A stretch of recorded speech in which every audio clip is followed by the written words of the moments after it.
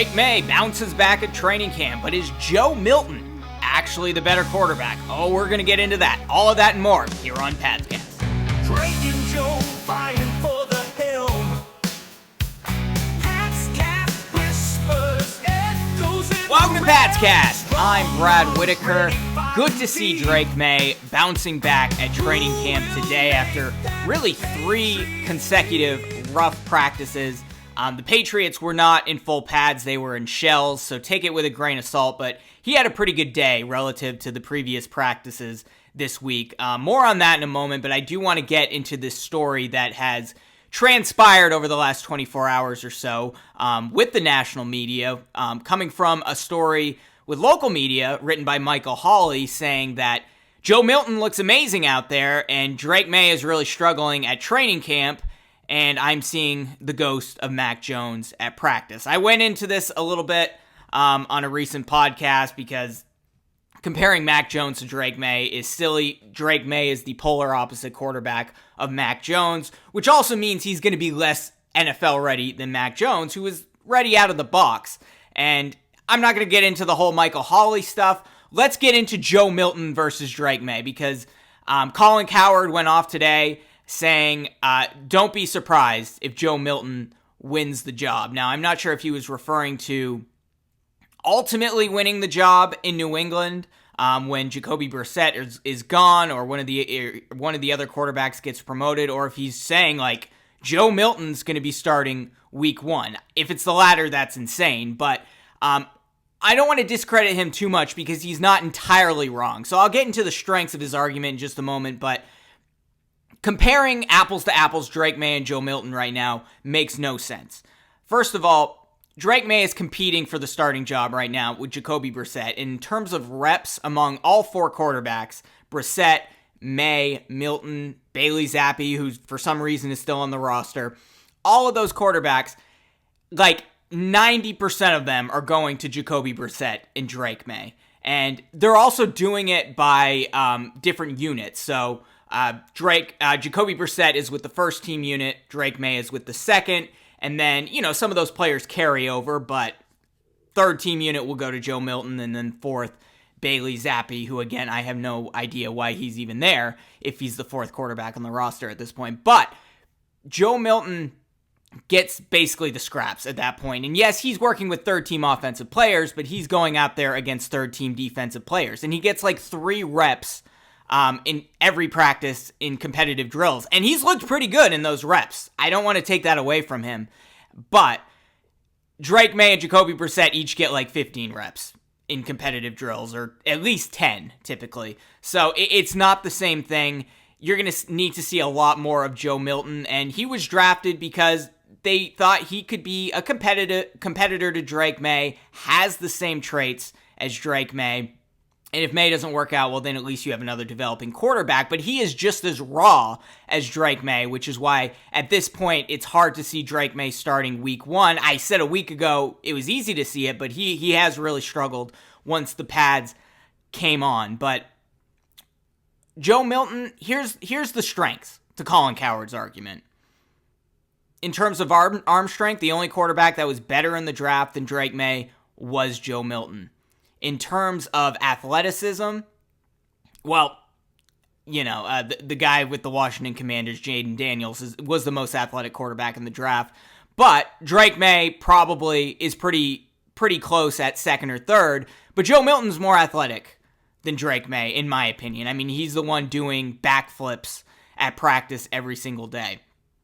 And in terms of having a quick release, Joe Milton looks better than Drake Maye at this point on just quickly getting rid of the football. When he sees an open receiver in a tight window, he gets rid of that ball a lot quicker, and that's something Drake Maye has always struggled with. So that is the reason the Patriots drafted Joe Milton, because with those 3 traits, he is a much better quarterback. Maybe not much better, but he's a better quarterback, and his arm strength is maybe the best I've ever seen in the NFL. It really is incredible just how far Joe Milton can throw a football or an orange or whatever he's throwing.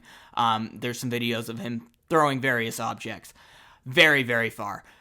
But at this point, the Patriots aren't treating Joe Milton like he is competing with Drake Maye.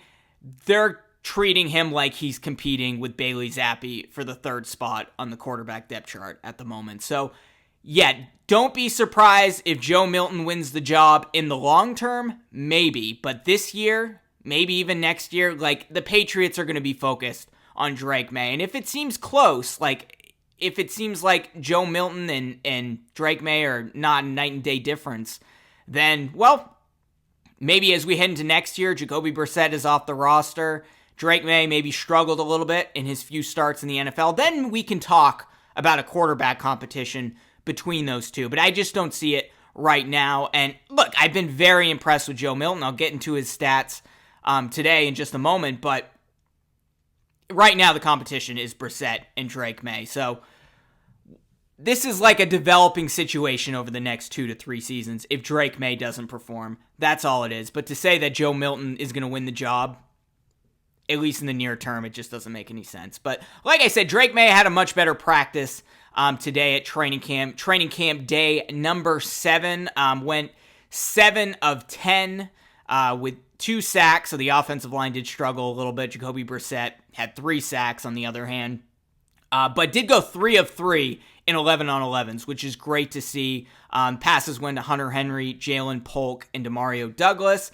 He threw 2 touchdown passes. One came on a corner route to LaMichael Petway, and another came to KJ Osborne, who didn't have a great practice otherwise. But overall, Drake Maye really did bounce back. Looked like the pre-snap issues weren't as much of an issue today from what I've heard.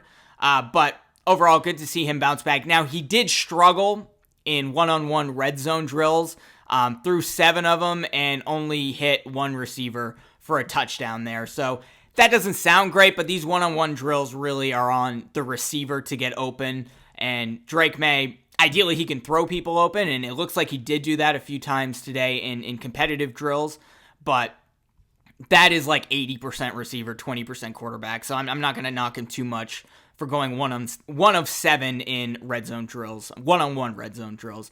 Jacoby Brissett took a little bit of a step back today. Not saying it's suddenly his job to lose, to win, but I mean it is his job to lose at this point. But he went 7 of 12 with 3 sacks. Did have a touchdown pass to Tyquan Thornton. Was fairly consistent in team drills, but compared to some of the other practices where he had some deep throws, some real chunk plays, Jacoby Brissett didn't really bounce off the page there, at least in today's practice. Joe Milton, the future franchise quarterback of the New England Patriots, went 5 of 11 in one-on-ones, 3 of 5 in 7-on-7s, and had several touchdowns in the one-on-ones.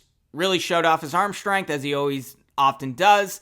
And one of them went to Kayshon Boutte. And Bailey Zappi actually had a pretty good practice today. Went 11 of 16 in one-on-one, so he got a ton of reps there. But then just went 1 of 4 in 11-on-11s.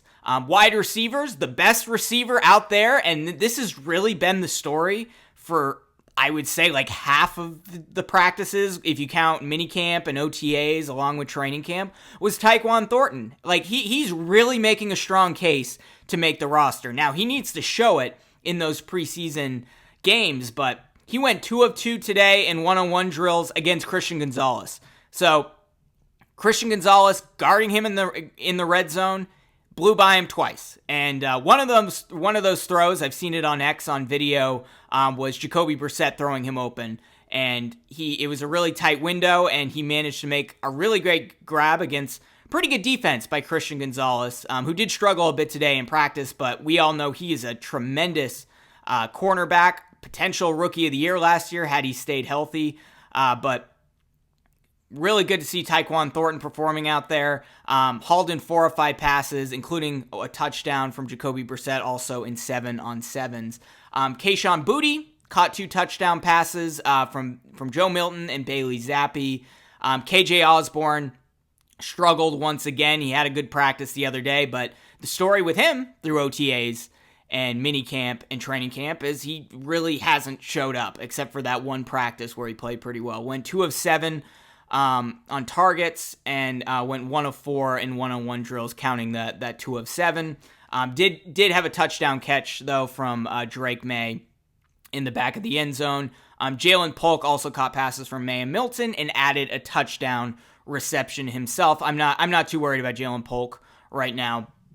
But I really, for the young wide receivers, it's been a pretty good training camp. Javon Baker has had most of the splash plays. Jalen Polk has been very consistent, and Tyquan Thornton has been the most consistent receiver out there. So really good to see that when you have Kendrick Bourne out there paired with them. I don't know what's going on with Juju, but it's possible. The Patriots have the 32nd ranked receiving core in the NFL right now, but they haven't seen these young guys play. And if that can show up in real games, then suddenly they have a pretty good receiving core. So that's really exciting to see so far throughout training camp. Some changes to the offensive line today.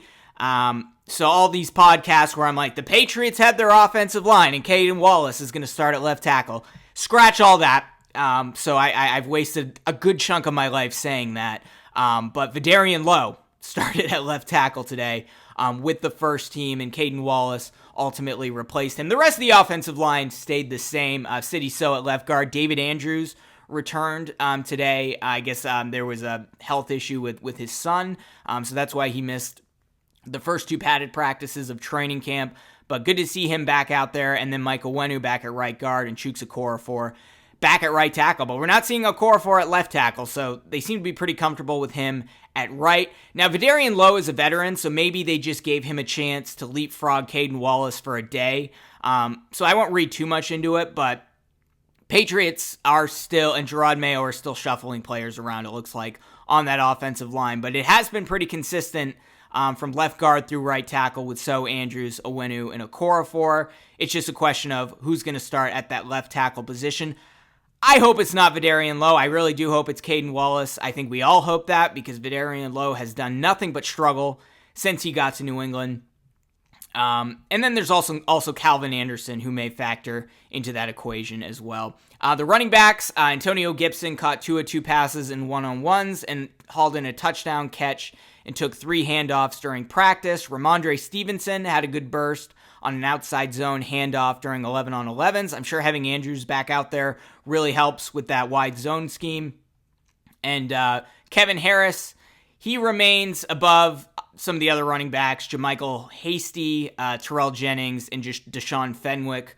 For the third spot, I would expect it to stay that way through training camp and the preseason. I really think it just comes down to Ramondre, Gibson, and then Harris gets whatever remaining snaps at the running back position. But on the defensive side of things, Matthew Judon was back out at practice today. Again, they were wearing shells. This was not a padded practice. So when they go back to pads, presumably either tomorrow or Saturday, we'll see if Judon is back out there when there's a lot more contact going on. On a really hot day, by the way. It was 90 degrees in Foxborough. But Judon was back out there after his outburst at practice on Monday. Skipped Tuesday's practice, wasn't seen anywhere. Hopefully that was just Gerard Mayo saying, let's cool off this situation. We'll figure out, your contract extension. But that has to remain inside the walls. And that really is what Gerard Mayo said at Thursday's practice when he was asked about Matthew Judon and them coming to terms potentially on a contract extension. He said, quote, "It was good, it was healthy, and I'll always encourage those guys to come in and speak with me or speak with Elliott. That's what it is, and those things should happen inside of the walls," and quote, "look relieved." I'm relieved to hear this, and that's really what I think Gerard Mayo needs to continue doing is take some of the Belichick way. You don't have to throw out all of the Belichick stuff, right? If a player is holding out or even holding in, like you don't want to even see them on the practice field unless they're out there doing something, participating in warm-ups or drills. Like, that's fine, but you can't have these distractions on the field, and I'm glad that whatever was happening between Judon not practicing and Gerard Mayo and Elliott Wolf and Matt Groh, that at least now we're seeing Judon back out on the field. Like I said, when full pads come on again, maybe it'll be a different story, but the hope here is we let this simmer down, let it cool off, and then next week we get some good news on a contract extension with Matthew Judon. That way we're not sending a message that, hey, you're going to be rewarded by pouting in practice. Like that just can't be a thing. And that will deteriorate the Patriots culture that they've maintained for 2.5 decades now very quickly. And at least Jerod Mayo, from this quote, looks to be maintaining part of that culture while implementing this more player-friendly culture that he preaches. So, but speaking of contract extensions, Davon Godchaux had a contract extension today, or not today, yesterday. It came in a $21 million deal, which includes $16.5 million guaranteed. He was the one who was pouting a little bit in practice last week, while Matthew Judon seemed to be handling the situation better. Well, his agent Drew Rosenhaus was seen at Patriots practice this week. Godchaux was slowly participating more and more in these practices, and now he seems to be a full participant, and they eventually got a deal done. So hopefully that serves as a pathway for Matthew Judon to get his contract extension. Godchaux did say, I still want to see my brother Matthew Judon get his contract. As you know, as we all know, it's a business, but he deserves to have a new contract, and we're all pulling for him. So Patriots are supporting Matthew Judon. Davon Godchaux got his contract extension after he quieted down a little. Hopefully the same thing happens with Matthew Judon. But hey, it is a business, and you understand that Judon does not have a ton of leverage right now, coming off an injury at the tail end of his career. Patriots are extending their younger players, and they're not going to prioritize veterans, even if they're as good as Matthew Judon. But, getting him to a 2 to 3 year deal would be ideal at this point. And as the Patriots continue to rebuild, hopefully Judon can be a part of that when they go from being a 4-13 team to hopefully a contending team in the NFL. But we'll find out in the coming years. But that's it for this episode of Pat's Cast. No podcast tomorrow, but we'll be back this weekend as the Patriots wrap up their next 2 training camp practices, hopefully in pads, before their off day on Sunday. If you enjoyed this, be sure to like this video, smash that like button, and subscribe to the channel, or subscribe if you're listening on Spotify or on Apple Podcasts. We'll see you soon. Drake and Joe fighting for the helm. Pat's cat whispers, echoes in the realm. Strong arms ready, firing deep.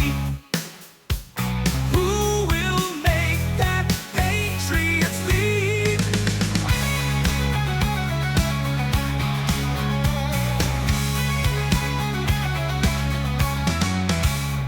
Heads turning, fans in disbelief. Quarterback showdown.